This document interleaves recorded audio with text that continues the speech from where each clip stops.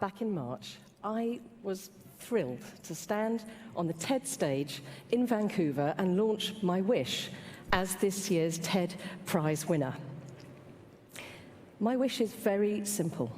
It's for us to know who really owns and controls companies so they can no longer be used anonymously against the public good. And through this, for us together to launch a new era of openness in business. It's been a really exciting 6 months, and there's a lot to update you about. I'd like to start by sharing with you a short film that TED have helped us to make that shows just how destructive anonymous companies have been for the tens of thousands of people affected by Mexican drug gangs. There is a problem in Mexico. A group of men who control, ruin, and kill. They rule through fear.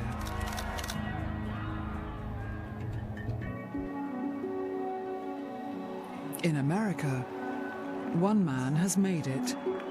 He has it all: the businesses, the money, the life.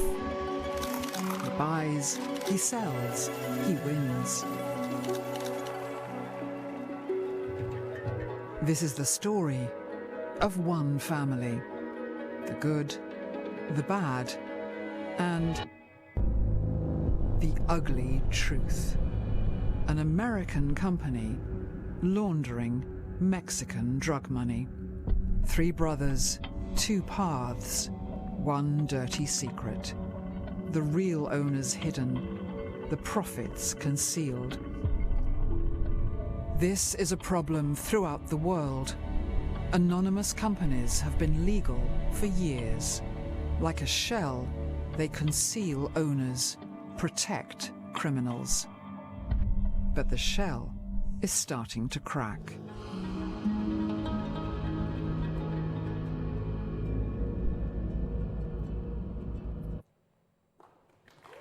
Well, thank you.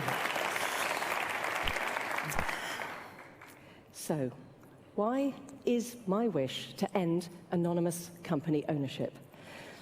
It's because over many years as a field investigator and campaigner, I've come up against this type of company time and time again.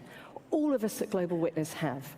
These companies underpin almost every case of corruption and environmental destruction that we've ever seen. They're used to tear down the forest, kick people off their land, and rip off millions of us around the world. Now, just to be clear, I'm not anti-business, far from it. But I'm against the practice of secrecy that allows criminals to fester behind faceless corporate structures. And that film you just saw, it talked about American front companies and anonymous companies. A World Bank study looked at over 200 cases of grand corruption worth $56 billion. It found over 70% used anonymous owners. And guess what? America was 10 times the most culpable country. America, 10 times. So, when I launched my wish, many in the audience had questions about it, because in the era of Edward Snowden, when we're all understandably a bit freaked out about our privacy, and we've just been hearing some more yesterday, well, this can seem like a way to hold Big Brother at bay. But this isn't about delving into people's private lives. It's about having enough information to know who really owns and controls companies. It's about finding that balance between protecting our rights to personal privacy and the need to stop criminals. I suppose fundamentally, it's about saying that for our economies to work properly and fairly, we need the right information. Now, another message from the TED community was that people want to understand more. They want to hear the real human stories behind this issue. So today, I'm launching a new project to map out the abuse of anonymous company ownership around the world. It's early days, but it already reveals a pretty shocking picture. From modern-day slavery to arms traffickers and more. This is a key problem with companies involved in laundering billions of dollars and in so much misery. You'll be able to click through on this using this online map and see the stories about corruption and other crimes. And we'll be adding stories all the time, as this is a work in progress. Moving on. Many in the TED community were keen to help us create a prototype public registry that would start to collect and make public information on who really owns and controls companies. And we're working with the TED community and key partners like Open Corporates, and all help is welcome. I am also delighted to be able to report that the business community is getting involved. We are now working with the B team on this issue. They are a group of visionary global business leaders who between them have set up and run companies worth many billions of dollars.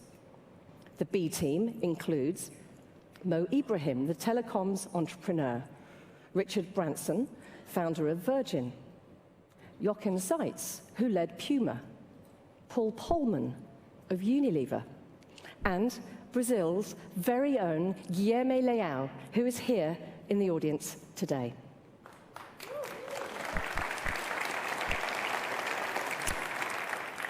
So, people are joining us all the time.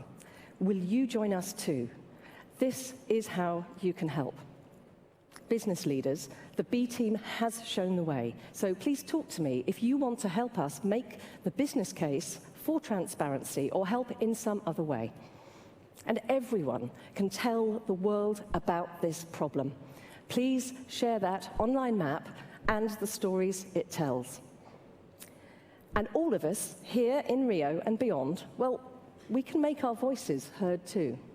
Because in just 1 month, the G20 finance ministers will be meeting. They represent the world's largest economies. And action to deal with anonymous companies is on their agenda. So, all of us here at TEDGlobal, please tweet the Brazilian government today and let them know you support this issue. And finally, what next? Well, we've seen some incredible momentum, and this momentum needs your help now. So many people from the TED community have given their time and their support and their ideas, and it's just amazing what people working together can achieve. So please, join me on this journey, and let's make this change happen. Thank you.